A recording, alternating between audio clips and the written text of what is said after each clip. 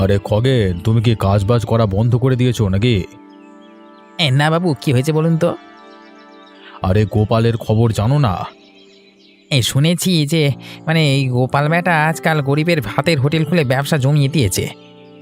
আরে সেই জন্যই বলছি, আর কতদিন সহ্য করতে হবে ওকে? কিছু একটা করো। বেটাকে দেখে যে আমারও হিংসা হয়নি এমনটা না বাবু। কিন্তু শুধু হিংসা করলেই তার হবে না, শেষ করে দিতে হবে ওর সব কারসাজি। ভেবে চিন্তে কিছু একটা করতেই হবে, না হলে যে আর পারা যায় না। সত্যি এবার মাথার উপরে জল উঠে পড়েছে। ওর এই শখের ব্যবসা যতদিন না বন্ধ করতে পারছি ততদিন আমার নাম নেই বাবু, বলে দিলাম। আপনি চিন্তা করবেন না। তুমি থাকতে অবশ্য আমার কোনো চিন্তা নেই, তবে দেরি করলে বেশি বেড়ে গেলে বিপদ হয়ে যাবে। বিপদ কি এখন খুব কম হচ্ছে? বিপদের ভয় পেয়ে পেয়েই তো জীবনে আরো বেশি বিপদ ডেকে এনেছি আমরা। এভাবে চললে সে আমাদের মাথার উপর দিয়ে চলে যাবে এরপর। তাহলে তুমি কিছু একটা ভাবো, ভেবে যা সিদ্ধান্ত নেবে আমার আপত্তি নেই। ব্যাস, এই ভরসাটাই আমার শুধু চাই। তুমি এগিয়ে যাও, আমার হাত আছে তোমার মাথায়, কেউ কিচ্ছু করতে পারবে না।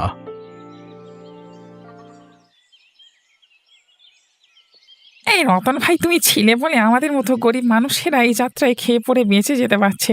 আজকাল চারিদিকে যা জিনিসপত্রের দাম বেড়েছে, তাতে এত সস্তায় ভাত মাংস আমরা কোথাও পাই না ভাই। তার উপর এমন সুস্বাদু রান্না তো আমরা আর কোথাও খাইনি। তোমরা এই হোটেল চালিয়ে যাও জোর কদমে, আমরা সবাই তোমার পাশে আছি। তোমরা সবাই পাশে থেকো, তাহলে হোটেল নিশ্চয়ই চলবে। একটু তোমার সাথে আড়ালে কথা ছিল গোপাল।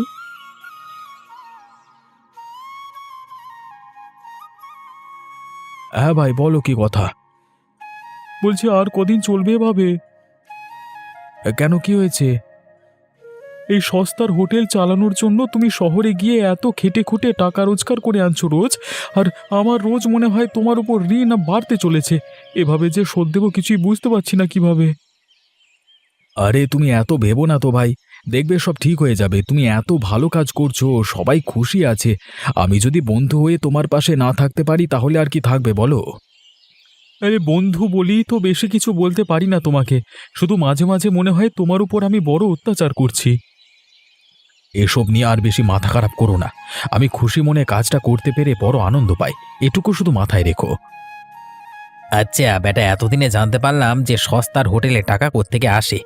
টাকা গোপাল শহর থেকে নিয়ে আসছে। তাহলে ক্ষতি করতে হলে প্রথমে ক্ষতি করতে হবে গোপালের, কারণ একটা বড় গাছকে মারতে গেলে তার শিকড়টা নষ্ট করতে হয়।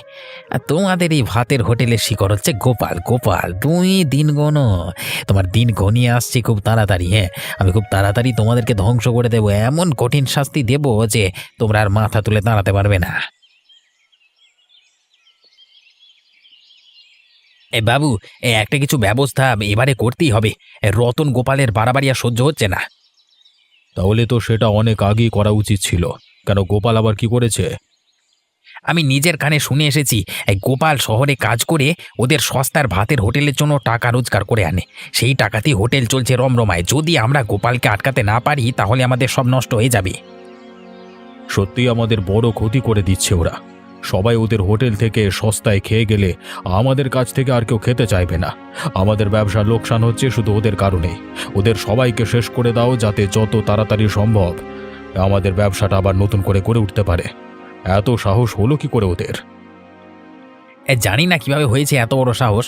শুধু এতটুকু জানি যে এই সাহস বেশি বাড়তে দিলে আমাদের মাথার উপর দিয়ে চলে যাবে ওরা। ভালো করে মন দিয়ে শোনো, একটা বুদ্ধি আছে। তাদের সাপও মরবে আর লাঠিও ভাঙবে না। কি বুদ্ধি সেটা? বুদ্ধিটা হচ্ছে যে তুমি ওর বইয়ের সামনে গোপালকে খুব করে অপমান করো, দরকার হলে প্রচণ্ড মারধর করো। দেখবে সেটা মানতে না পেরে গোপাল আত্মহত্যা করেছে, আর তাতেই আমাদের কাজ উদ্ধার হবে। পরে কেউ আমাদের উপর দোষও দিতে পারবে না গোপালকে হত্যা করবার, কারণ গোপাল মরলে সে তার নিজের কারণে মরবে। ঠিক আছে বাবু, আমি তাই করব। আজকের দিনটা আমাকে সময় দিন। আমি কিন্তু এই কাণ্ড মেনে নিতে পারছি না, আমার গা জ্বালা করছে। শুধু তোমার গা জ্বালা না, আমারও খুব করছে। ওই বেটাদের যতক্ষণ না রাস্তায় বসাতে পেরেছি ততক্ষণ আমারও শান্তি নেই। ঠিক আছে বাবু, আমি যাব খুব তাড়াতাড়ি। দেখবে যেন ওদের সস্তার হোটেলের ব্যবসা খুব তাড়াতাড়ি বন্ধ হয়ে যায়। আগে গোপালটাকে তো শেষ করি, তারপর আমার অন্য কথা। গোপালটাকে যতক্ষণ না শেষ করতে পারছি ততক্ষণ আমি শান্তিতে নিঃশ্বাস নিতে পারবো না।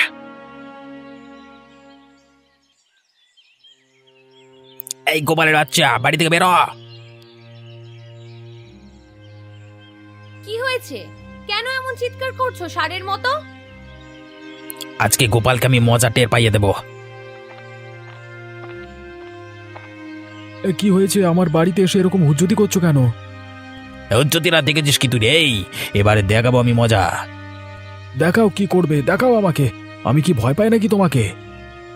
দেখ বেটা কি করি, আজকে তোকে মেরে লোপাট করে দেবো এই জগৎ থেকে। ওরে বাবা, মেরো না আমাকে, ছেড়ে দাও। তোমার পায়ে পড়ি, আমার বউয়ের সামনে তুমি আমাকে এভাবে অপমান করো না। মেরো না আমাকে, আমার আত্মসম্মান বলে একটা জিনিস আছে, সেটাকে নষ্ট করে দিও না তুমি।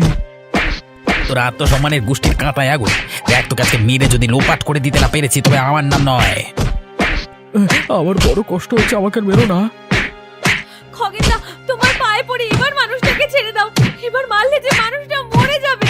আমি তোমার পায়ে হাত দিয়ে বলছি, আর কখনো ও তোমার সাথে তর্ক করবে না। তুমি যা বলবে ও তাই শুনবে। তুমি আর ওকে মেরো না, দয়া করো। ছেড়ে দাও, ছেড়ে দাও বলছি, ওকে ছেড়ে দাও। ঠিক আছে বেটা গোপাল, এবারের মতো তোকে ছেড়ে দিচ্ছি। তোর বউ এসে আমার পায়ে হাত দিয়েছে বলে পরের বার আসলে তোকে মেরে আমি তোর বাবা মার কাছে পাঠিয়ে দেবো, কথাটা যেন মনে থাকে।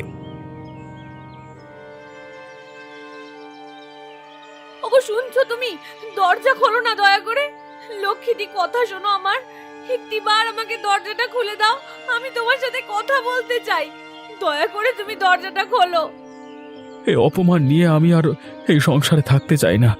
জীবনে যাকে সব থেকে বেশি ভালোবাসলাম, যার কাছে সব থেকে বেশি আত্মসম্মান নিয়ে মাথা উঁচু করে বেঁচে থাকতে চাইলাম, আজকে তার সামনে আমাকে একটা বাইরের লোক খগেন এসে এভাবে বেধড়ক মেরে গেল। এর থেকে তো মৃত্যু আমার জন্য ভালো ছিল। দেখো, তোমার পায়ে পড়ি, তুমি ভুলভাল কিচ্ছু করো না। আমি কিন্তু দরজা ভেঙে তোমার কাছে চলে যাব। দেখো, যা হওয়ার হয়ে গেছে, আমি কিছু মনে করিনি। তুমি দয়া করে দরজাটা খুলে দাও না গো। এই বোতলের মধ্যে যে বিষ আছে, সে বিষ আমি এক্ষুনি খেয়ে ফেলবো। ওগো খোলো না গো, খোলো না, দরজাটা খোলো না। তোমার কিছু হলে আমি কি নিয়ে বাঁচবো বলো তো? আমি যে পারছি না, তুমি দরজাটা খোলো না।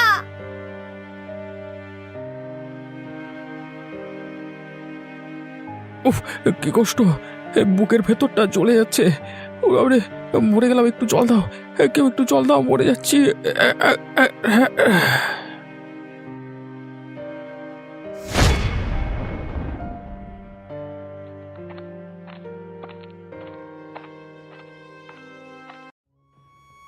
ওগো, আমার কি সর্বনাশ হয়ে গেল গো। কে কোথায় আছো? ছুটে এসো। আমাদের মানুষটা যে বিষ খেয়েছে, ওকে বাঁচাও না। কে আছো? ওকে বাঁচাও।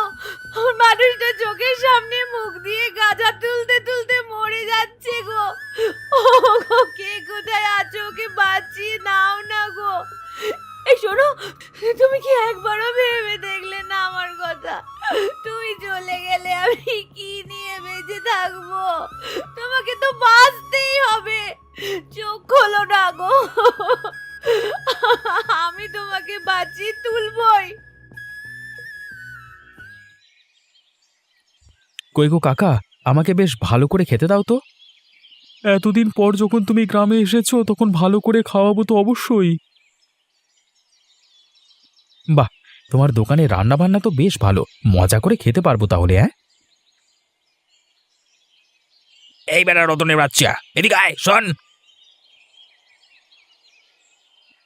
কি হয়েছে খগেন? তুমি আমাকে এরকম করে ডাকছো কেন? শুনে নে, একটা পরিষ্কার কথা কান খুলে শোন। এই হোটেল কালকে থেকে আর খুলতে পারবি না। গোপাল বেটা তো আত্মহত্যা করে এখন হসপিটালে ভর্তি আছে। ভালো করে বলছি কথা শোন, এই হোটেল বন্ধ করে দে, নাহলে তোকেও খালাস করে গোপালের পাশে পাঠিয়ে দেবো।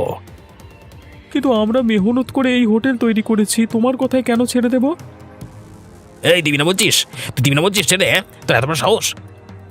আমি কারোর টাকায় খাই না পড়ি যে সাহস থাকবে না। এক্ষুনি বেটাকে খালাস করে রেখে দিয়ে চলে যাবো এখানে, সেটা ভালো হবে। কাটারির একটা কোপ যখন কলারের উপর পড়বে তখন বুঝতে পারবি মজা। এই শরীর থেকে গলাটা যখন আলাদা হয়ে ফেলবো না, তখন হুমকি দেওয়ার ক্ষমতা থাকবে না, বুঝিস? তুমি আমাকে ভয় দেখাচ্ছ কেন? ভয় দেখাচ্ছি না, সত্যি কথা বলে সাবধান করছি, শুধরে যা। কালকে থেকে যদি তোর হোটেল খোলে তাহলে তোকে না হলে তোর বউকে খালাস করে দেবো, কথাটা যেন মনে থাকে। আচ্ছা, আজকাল এইসব চলছে গ্রামে, তাহলে তো এর একটা কিছু ব্যবস্থা করতেই হয়। খুব তাড়াতাড়ি এর একটা ব্যবস্থা আমি করব, তবেই আমার শান্তি। না হলে ভালো মানুষগুলোকে এরা বাঁচতে দেবে না।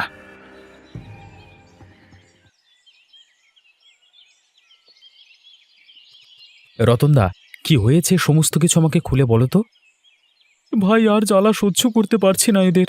সুখে শান্তিতে যে একটু ব্যবসা করে খাবো সৎ পথে, সেটার উপায় নেই। কেন, কি হয়েছেটা কি? খগেন কি খুব অত্যাচার করছে নাকি? খগেন একা কি করবে বলো? গ্রামের অবিনাশবাবুর হাত আছে ওর উপরে। অবিনাশবাবু এমনিতে লোক খারাপ ছিল না আগে, কিন্তু এখন এই খগেনের সঙ্গে পড়ে অবিনাশবাবু পুরো শয়তান হয়ে উঠেছে।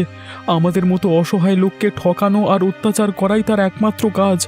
আমাদেরকে ঠকিয়ে সমস্ত কিছু কেড়ে নিয়ে তার জীবনে একমাত্র উদ্দেশ্য বাঁচা। কি চায় সে তোমাদের কাছ থেকে? সে চায় আমাদের ভাতের হোটেলটা যাতে বন্ধ হয়ে যায়। যেহেতু গোপাল এতদিন পয়সা জুগিয়ে এসেছে এই হোটেলের পেছনে, তাই হোটেল বন্ধ করবার জন্য গোপালকে ওরা শেষ করে দিল। কি বলছো কি তুমি? গোপালকে খুন করেছে নাকি? খুন ঠিক করেনি, তবে খুন তো বলা যেতেই পারে। খগেন গিয়ে গোপালের বউয়ের সামনে গোপালকে মারধর করে অপমান করে।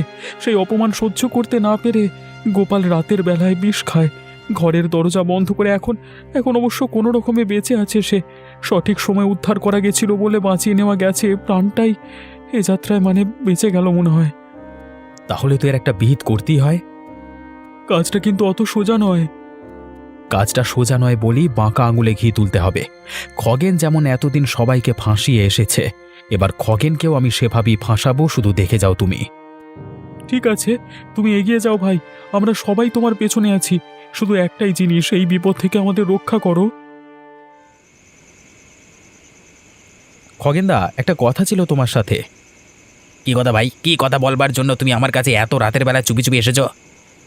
দেখো, একটা পরিষ্কার কথা বলি তোমাকে। তুমি হয়তো রাগ করবে, কিন্তু তাও তোমাকে কথাটা বলতে চাই। এ রাগ করবো কেন, বল না। দেখো, রাগ করো আর যাই করো, তবে এতে তোমারই ভালো হবে, তোমার লাভ হবে। এই দেখ, এই জীবনে আমি একটা জিনিস দেখেছি, সেটা হচ্ছে লাভ। যদি লাভ হয় আমার পকেটে, তাহলে তুমি যেটা বলবে আমি সেটাই করব। দেখো, তুমি তো জানোই প্রথম থেকে ওই অবিনাশ নামের লোকটাকে আমার পছন্দ হয় না। যদিও তুমি অবিনাশবাবুর কাছে কাজ করো, কিন্তু আমি চাই তুমি অবিনাশবাবুকে শেষ করে দাও। হ্যাঁ, ফ্রিতে তোমাকে করতে হবে না, আমি তোমাকে অনেক টাকা দেব। এত টাকা দেব যে এই গ্রামে তোমার বাড়ির সব থেকে বড় হবে। আর অবিনাশবাবুর যত বড় বাড়ি তার দ্বিগুণ বাড়ি তোমার হবে, তুমি যদি অবিনাশের লোকটাকে খতম করে দিতে পারো। সে আর এমন কি বড় কথা? তুমি যা বলছো, তুমি যদি তাই করো তাহলে আমি অবিনাশবাবুকে খতম করে দেব। আসলে লোকটাকে আমারও বিশেষ পছন্দ নয়, কিন্তু কি করব, ওর সাথে থাকলেই আমার লাভ হয়, তাই থাকি। যদি আমি এই গ্রামের রাজা হয়ে উঠতে পারি, তাহলে ওকে সরাতে আমার বেশি সময় লাগবে না। ঠিক আছে, কালকে রাত্রে তুমি ওকে সরিয়ে দাও তাহলে। ঠিক আছে, তুমি নিশ্চিন্তে থাকো, আমি কালকে রাতেই কাজটা করে দেব।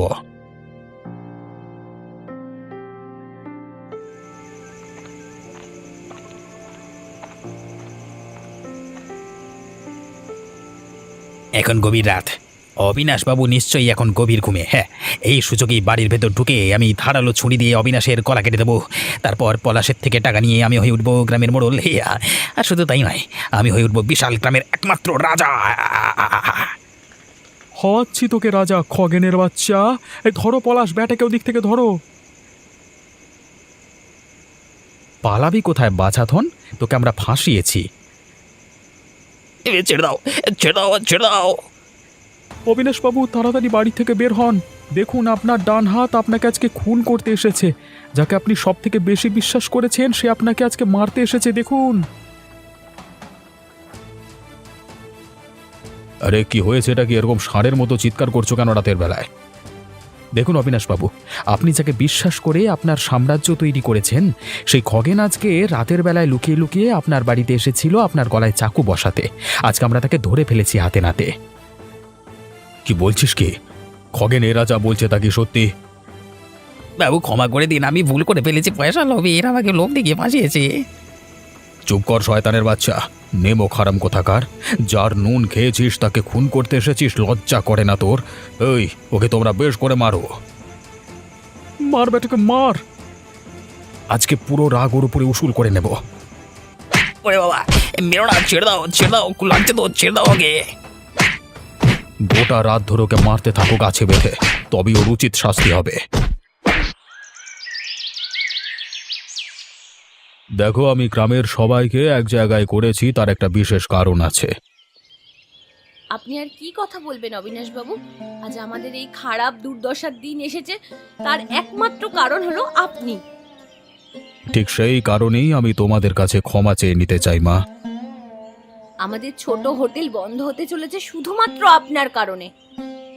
আমরা আপনার ওপরে ভরসা করেছিলাম।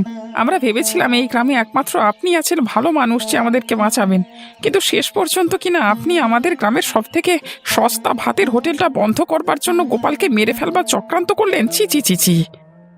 আমি তোমাদের কাছে হাত জোর করে ক্ষমা চেয়ে নিচ্ছি এসব কারণে। তোমরা তো সবাই জানো প্রথম থেকে আমি একজন খুব ভালো মানুষ ছিলাম, কিন্তু এই খগেনের বাচ্চা আমার কাছে আসবার পর থেকে আমার মাথায় খারাপ জিনিসপত্র ঢোকাতে থাকে, আর তারপর থেকেই আমি খারাপ মানুষ তৈরি হয়ে যাই। তবে কালকে যখন রাতের বেলায় ও আমাকে লুকিয়ে এসে খুন করতে চায়, তখন বুঝি যে সাপকে কখনো বিশ্বাস করতে নেই। আমি তোমাদের সবার কাছে কথা দিচ্ছি যে এই খগেনের কঠিন থেকে কঠিন শাস্তি হবে। তার গোপালের এই অবস্থার জন্য যেহেতু আমি দায়ী, আমি ওদের পরিবারকে মোটা অঙ্কের টাকা দিচ্ছি যাতে বাকি জীবনটা ওরা সুখে শান্তিতে কাটাতে পারে। এরপর থেকে গরিবের ভাগের হোটেলের জন্য আমার আর কোনো আপত্তি নেই। সাধু সাধু অবিনাশবাবু, এটাই আমি শুনতে চেয়েছিলাম। শেষে হলেও আপনার বুদ্ধি যে খুলেছে তাতেই আমি খুশি। হ্যাঁ, আপনার মন ফেরাতে আমরা সত্যিই খুব খুশি হয়েছি।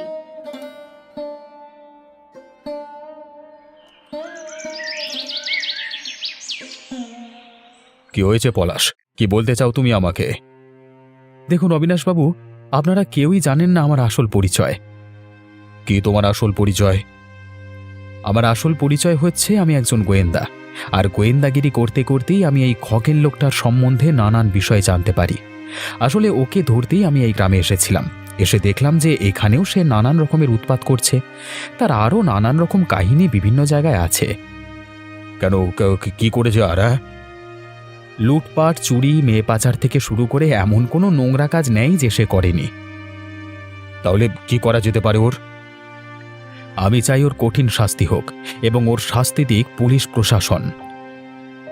বেশ, তাহলে আমরা কালকেই যাব পুলিশের কাছে এবং গিয়ে সব কথা ওর নামে খুলে বলবো। ওর কঠিন শাস্তির ব্যবস্থা করতেই হবে, না হলে গ্রামকে বাঁচানো যাবে না। তুমি ঠিক বলেছ। আজ ও মার খেয়েছে বলে চুপচাপ বসে আছে, কিন্তু কালকে যে চুপ করে বসে থাকবে এমনটা তো না হতে পারে। ওর যতদিন না শাস্তি হচ্ছে ততদিন আপনার জীবন একটা ঝুঁকি থেকেই যাচ্ছে। বেশ বেশ, কালকে যাব আমরা পুলিশের কাছে।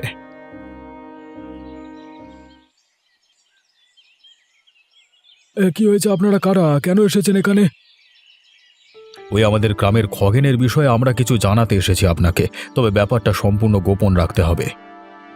আপনাকে আগেই বলেছিলাম না খগেন লোকটা সুবিধের নয়। আজকে তার আরও একটা প্রমাণ আপনার কাছে নিয়ে এসেছি। তোমাদের কি আছে নিশ্চিত হয়ে বলো, মানে তোমাদের এই গোপন জবানবন্দির কথা কেউ জানতে পারবে না। সেদিন রাতে খগেন আমাকে খুন করতে চেয়েছে। শুধু তাই নয়, আমার মাথা খারাপ করে গ্রামের মধ্যে এমন কোনো খারাপ কাজ নেই যে সে করছে না। গোপাল নামের একটা নিরীহ মানুষকে আত্মহত্যার প্রলোভন সে দিয়েছে, মানে আত্মহত্যার দিকে ঠেলে দিয়েছে। আর শুধু তাই নয়, লুটপাট, চুরি, আরও খারাপ কাজের সঙ্গে যুক্ত আছে সে। ঠিক আছে, খুব তাড়াতাড়ি গ্রামে গিয়ে খগেনের কোমরে দড়ি বেঁধে আমরা নিয়ে আসবার ব্যবস্থা করব। আপনার আশ্বাস পেয়ে আমরা খুব নিশ্চিন্ত হয়েছি স্যার। এখন আপনারা যান। আর হ্যাঁ, আপনারা এখন খগেনের উপর নজর রাখুন যাতে সে কোথাও পালাতে না পারে। আমাদের যাওয়া পর্যন্ত তাকে যে করি হোক গ্রামের মধ্যে ধরে রাখবার দায়িত্ব আপনাদের, ঠিক আছে? হ্যাঁ হ্যাঁ, এটা বেশ ভালো বুদ্ধি, এই কাজটা আমরা করব। আমি গ্রামের লোকের পক্ষ থেকে বলছি, ওর যদি শাস্তি না হয় তাহলে আমরা কেউ শান্তিতে বাঁচতে পারবো না। ঠিক আছে, তোমরা তাহলে যাও, ঠিক সময় চলে যাবো, তবে খেয়াল রাখবে পরিকল্পনার কথা কেউ যেন জানতে না পারে। ঠিক আছে, কেউ জানতে পারবে না, আপনারা শুধু সঠিক সময়ে চলে আসবেন। এই খগেনের বাচ্চা, বাড়ি থেকে বেরো। আপনারা আবার কেন এসেছেন? আমার অপরাধের জন্য তো এরা আমাকে যথেষ্ট ঠেঙিয়েছে। শুধু মানুষের হাতে মার খেলেই কি হয়? চল, এবার তোকে মামার বাড়ির আদর খাওয়াবো। কিন্তু পুলিশের কাছে যাওয়ার মতো কি অপরাধ করেছি আমি? দেখ, বেশি বাড়াবাড়ি করিস না আমাদের সাথে।